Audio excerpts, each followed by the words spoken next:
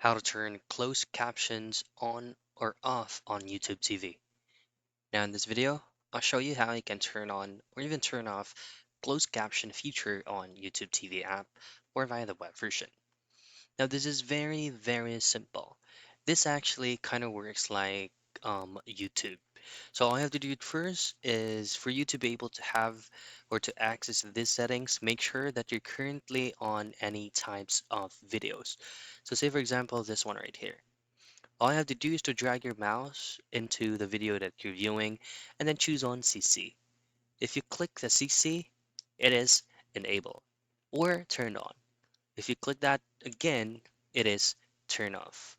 And that's basically it. That is how you turn closed caption on or off on YouTube TV.